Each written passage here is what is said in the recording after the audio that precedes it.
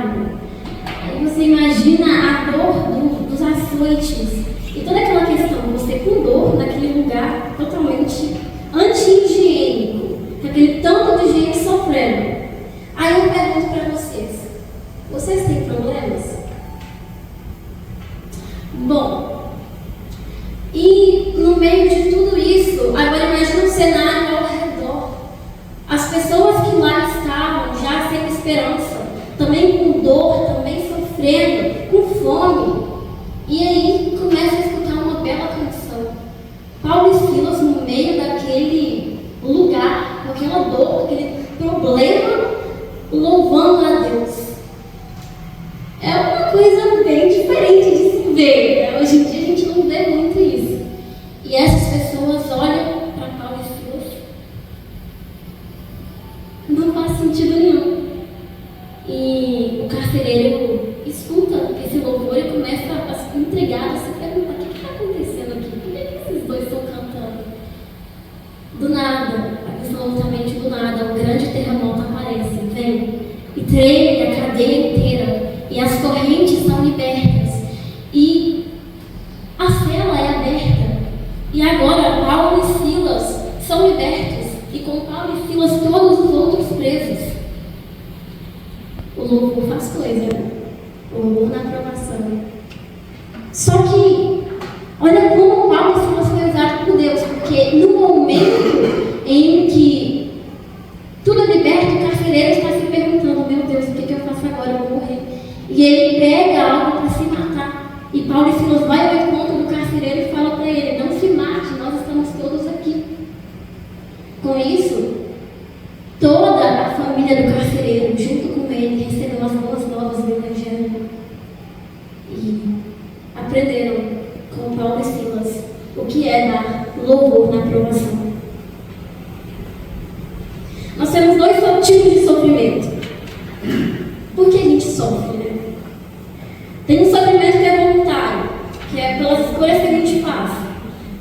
Se eu faço uma escolha errada, eu vou ter consequências das minhas escolhas, dos meus atos. E essas consequências vão me trazer sofrimento. Só que também tem o sofrimento que é aquele que a gente não tem como a gente escolher. Que é aquele do: eu sou cristão. Por ser cristão, Paulo e Silas foram perseguidos. Paulo e Silas sofreu. E tantas outras pessoas sofreram. Simplesmente pelo fato de ser cristão. Eu te pergunto: você tem problema? Certa vez, em uma época onde as coisas eram diferentes de agora, no tempo onde Roma ainda dominava nessa terra, sabemos que Roma, ela não proibia você de adorar outros deuses. Você podia adorar o Deus que você quisesse.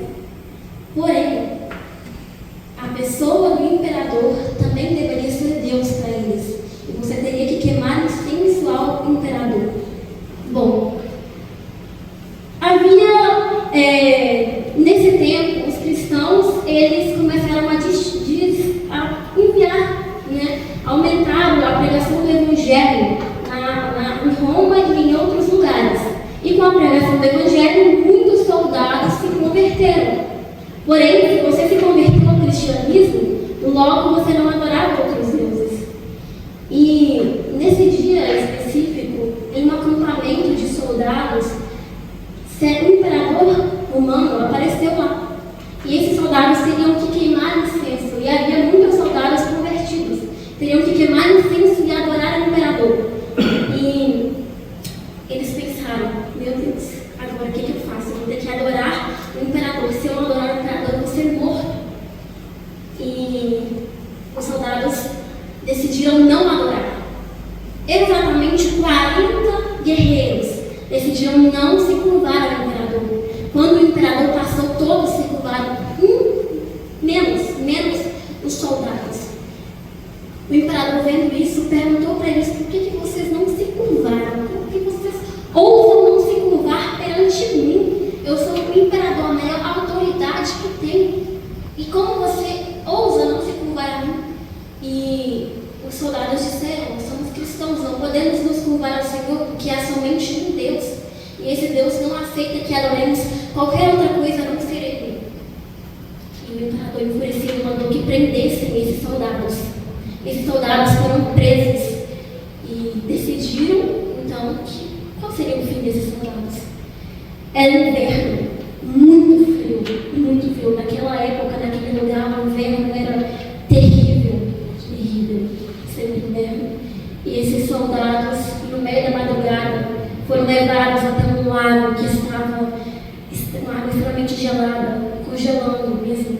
E eles foram levados até essa água. Foi tirada toda a sua armadura. Eles ficaram despidos. E eles foram jogados no rio. E foram deixados lá até que houvesse um fim.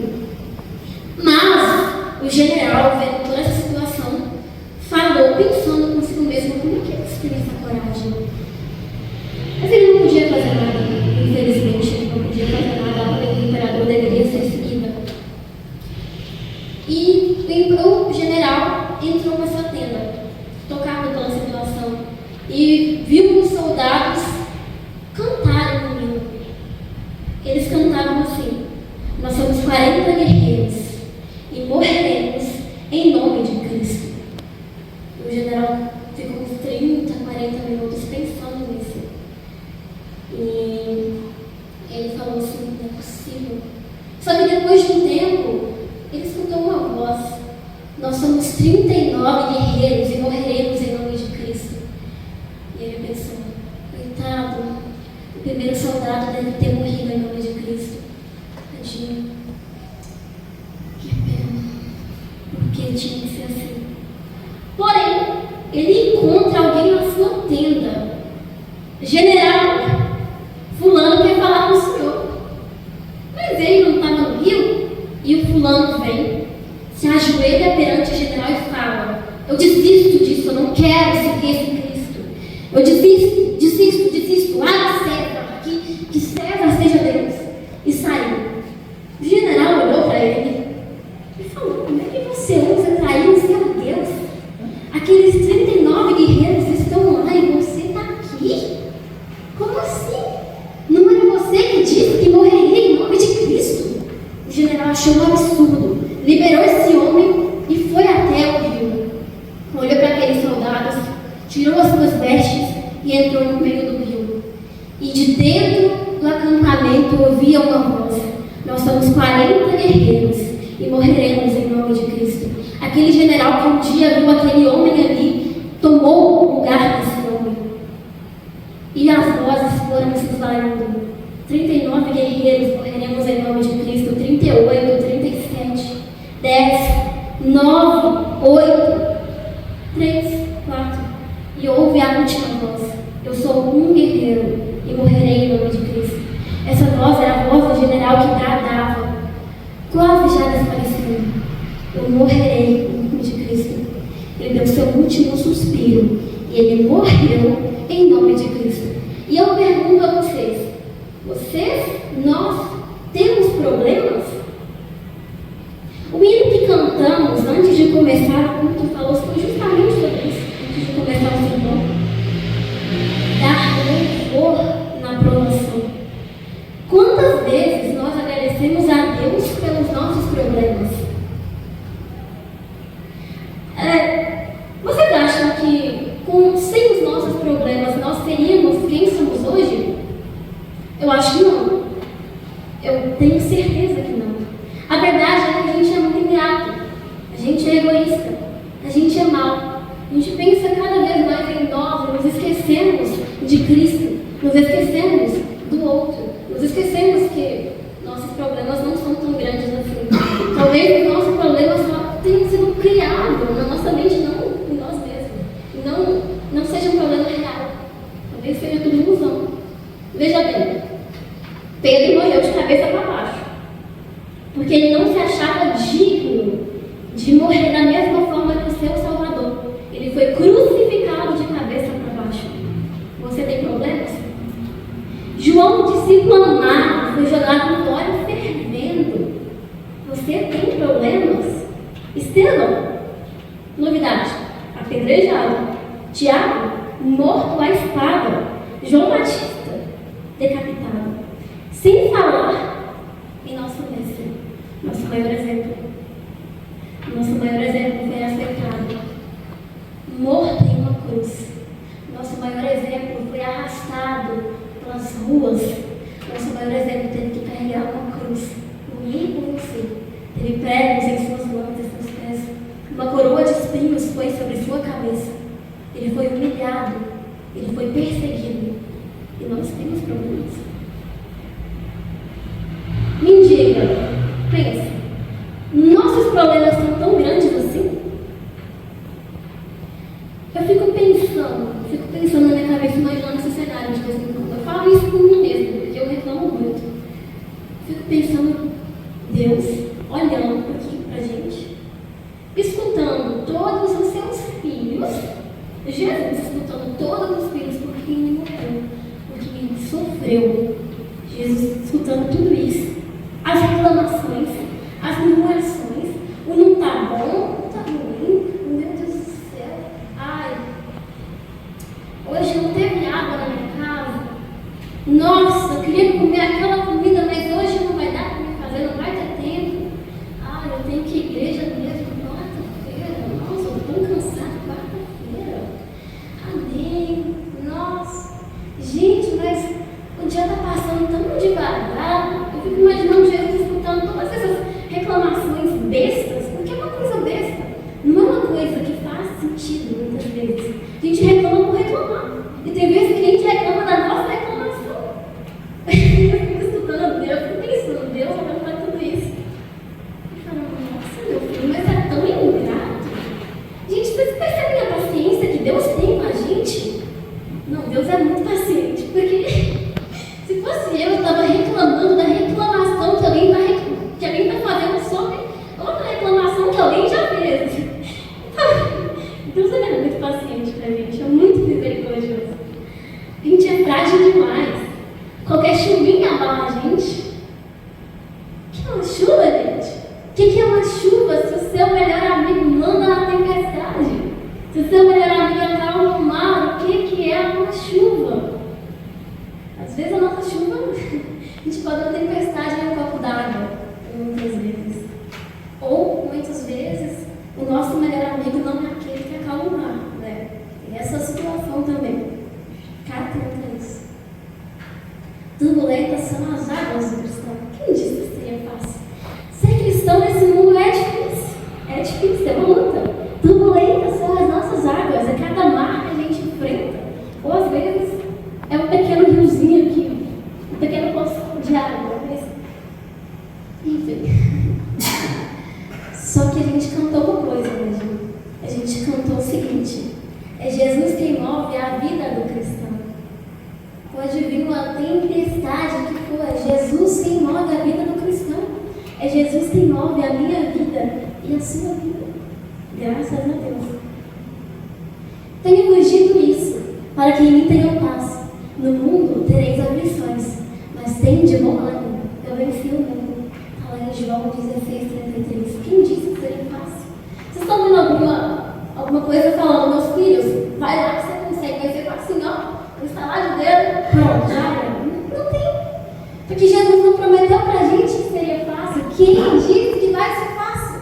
Se pra Jesus não foi fácil, quem dirá pra gente? Se para os seus discípulos não foi fácil, quem dirá pra gente? Ok, a gente quer muitas vezes murmurar, ao invés de pensar no que é possível. Porque Jesus não prometeu que seria fácil. Ele prometeu que seria possível. Tem de bom ânimo. Eu venci o mundo. Ou seja, se Cristo venceu, nós também podemos vencer. Tem de bom ânimo. Não vai ser fácil, infelizmente. Bom, nós temos estímulos o tempo todo, né? Tudo praticamente é na mão. Assim, eu instalei no dedo com o meu celularzinho, eu faço o que eu quiser. É tudo muito rápido. E ainda assim não é suficiente. Ainda assim a gente reclama, e não é o suficiente. A gente é muito frágil. A gente tirar nossa fragilidade, é necessário a gente nos colocarmos em situações difíceis. A gente é muito frágil. A gente não aguenta quase nada. A gente é feito de porcelana, de vidro muitas vezes. situações difíceis, situações válidas e situações inteligentes. Por exemplo, fazer uma caminhada exige um esforço da sua parte, porém é um esforço inteligente, está se beneficiando daquilo. É um esforço válido e é um esforço que muitas vezes é difícil. Você começar a praticar algo diferente, uma corrida, né? Um ciclismo, uma caminhada, uma academia, mudar o seu estilo alimentar, muitas vezes é difícil, mas traz benefícios. Né? Jejum e oração também é difícil, mas traz benefícios. E tudo isso nos ajuda a deixar de ser frágeis, a deixar de ser de porcelana. Essa semana eu fui com o meu tio e com o meu namorado fazer uma caminhada. Gente, meu Deus do céu, era mato, era espinho, tá ligado? Meu Deus do céu. Porém, coisas difíceis, situações difíceis. A gente saiu de lá, não toda cheia da manhã, a gente tá toda manhã.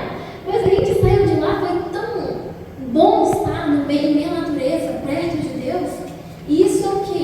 Situações difíceis, mas que nos moldam, que nos ajudam, que nos fortalecem.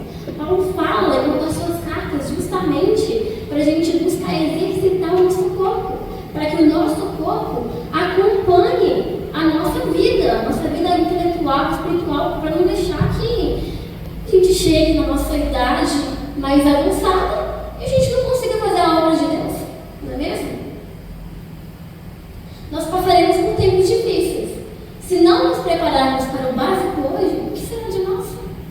A gente vai passar por tribulações. Gente, isso é o básico. É o arroz com feijão. O que vai ser da gente? Pensando nisso. Na página 74 de Só para Jovens, diz o seguinte: vocês devem combater o bom combate da fé. Só um minutinho, eu subi aqui o que eu esqueci de falar na parte.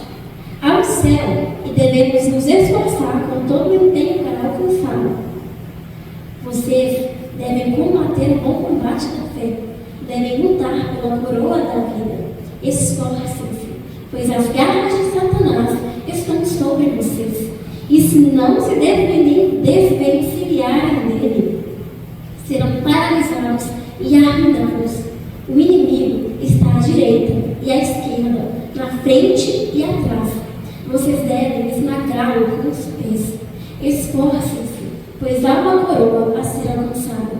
Esforcem-se, porque se não conquistarem a coroa, perderão tudo nessa vida e na futura. Esforcem-se, mas que isso aconteça no poder de seu Salvador ressuscitado. Esforcem-se, esforcem-se, e mais uma vez, esforcem-se. Nós não temos problemas. Nós definitivamente não temos problemas, porque tudo que acontece nessa vida não se compara com o céu que herdaremos. Nós não temos problemas. Convido a equipe de louvor,